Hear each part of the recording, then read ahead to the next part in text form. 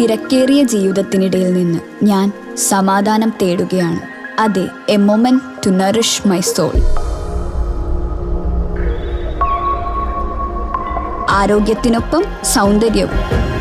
സമഗ്രമായ ആരോഗ്യത്തിൻ്റെയും സൗന്ദര്യത്തിൻ്റെയും പുതിയ തുടക്കത്തിനായി മട്ടാഞ്ചേരിയിൽ സ്ഥിതി ചെയ്യുന്ന ആയുർസ്പർശ് ആയുർവേദ ഹോസ്പിറ്റൽ നിങ്ങളേവരെയും സ്വാഗതം ചെയ്യുന്നു.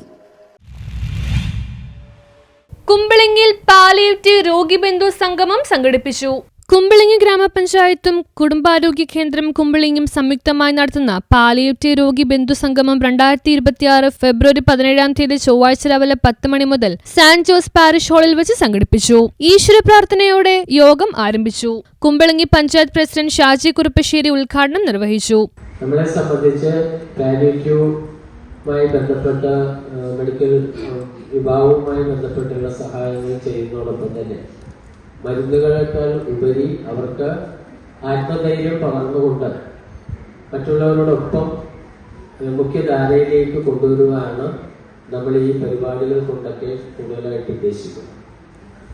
നമുക്കറിയാം, കുമ്പളങ്ങി ഗ്രാമപഞ്ചായത്തിന്റെ പുതിയ ഭരണസാരഥ്യം ഞങ്ങൾ ഏറ്റെടുത്തിട്ട് ഏകദേശം 1.5 മാസമാകാൻ പോകുന്നു. ആരോഗ്യ വിദ്യാഭ്യാസ സ്റ്റാൻഡിംഗ് കമ്മിറ്റി ചെയർമാൻ ഗോപി കാരിക്കോടത്ത് സ്വാഗതം പറഞ്ഞു. വൈസ് പ്രസിഡന്റ് മാർഗരറ്റ് ലോറൻസ് അധ്യക്ഷ പ്രസംഗം നടത്തി. നെൽസൺ കോച്ചേരി സ്നേഹസമ്മാന വിതരണം ചെയ്തു. ആശംസകൾ നേർന്നുകൊണ്ട് Tessy Joseph, ward member Mary Jinsa, homeo doctor Aneesh എന്നിവർ ആശംസകൾ നേർന്ന് സംസാരിച്ചു. ഈ 22-നുള്ളിൽ ഈ പ്രോഗ്രാം നടത്തുവാനുള്ളതുകൊണ്ട് ധൃതി പിടിച്ച് പെട്ടെന്ന് സംഘടിപ്പിച്ചതുകൊണ്ടുള്ള ആ ഒരു പ്രവൃത്തിയൊക്കെ കാണാം. കഴിഞ്ഞ ദിവസമാണ് ഞങ്ങളോട് ഇത്തരം ഒരു പദ്ധതിയെ കുറിച്ച് പറഞ്ഞത്. ഇന്നലെയായിരുന്നു ഞങ്ങളുടെ ബോർഡിൽ. അപ്പൊ പെട്ടെന്ന് തന്നെയാണ് നമ്മൾ ഓടുന്നത്. കുമ്പളങ്ങി സർവീസ് സഹകരണ ബാങ്കിനെ സംബന്ധിച്ചിടത്തോളം ഈ മേഖലയിൽ ഞങ്ങൾ പബ്ലിസിറ്റി കൊടുക്കാറില്ല. രോഗികളുടെ കാര്യത്തിൽ കുമ്പളങ്ങിയെ സംബന്ധിച്ചിടത്തോളം ഏറ്റവും കൂടുതൽ ക്യാൻസർ, കിഡ്നി പേഷ്യൻസ് ഉള്ള ഒരു ഗ്രാമമായി പാലിയേറ്റീവ് സംഗമമാണ് നടത്തുന്നത്. എന്ത് പറഞ്ഞാലും പാലിയേറ്റീവ് സംഗമം എന്ന് പറയുമ്പോഴേക്കും നമ്മൾ പാലിയേറ്റീവ് രോഗികളെ നമ്മൾ ഓരോ വാർഡിൽ വീട്ടിൽ ആശാമാരാണെങ്കിൽ ഞാനടക്കം നമ്മൾ അവിടെ ചെല്ലുമ്പോൾ അവരുടെ വിഷമങ്ങളും പ്രയാസങ്ങളും നമ്മൾ കേൾക്കണം, അല്ലെ? മരുന്നല്ല അവർക്ക് ഏറ്റവും പ്രധാനം, അവർക്ക് ആശ്വാസം. അവർ പറയുന്നത് നമ്മൾ കേൾക്കുക, എന്നിട്ട് അതിനനുസരിച്ച് നമ്മൾ മറുപടി പറയാൻ. തുടർന്ന് ആയുർവേദ ഡോക്ടർ ലക്ഷ്മി കാർത്തികേയന്റെ നേതൃത്വത്തിൽ മോട്ടിവേഷണൽ ക്ലാസ് നടന്നു.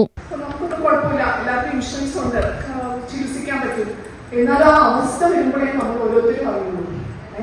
എന്റെ അച്ഛൻ ഒരു ക്യാൻസർ പേഷ്യന്റ് ആണ്. അപ്പൊ നമുക്കറിയാം, നമ്മളൊരു വീട്ടിൽ നിൽക്കുമ്പോൾ ഒരു അനുഭവിക്കുന്ന ഒരാൾ നിൽക്കുമ്പോഴോ അല്ലെങ്കിൽ ഒരു താങ്ങായിട്ട് മറ്റുള്ളവർ പറയുമ്പോഴോ നമുക്ക് എന്ത് ഫിനാൻഷ്യൽ സപ്പോർട്ട് കിട്ടിയെന്ന് പറഞ്ഞാലും ഫിനാൻഷ്യൽ നമ്മളല്ല, പക്ഷെ നമുക്കൊരു കിട്ടുന്ന ഒരു സമൂഹത്തിൽ.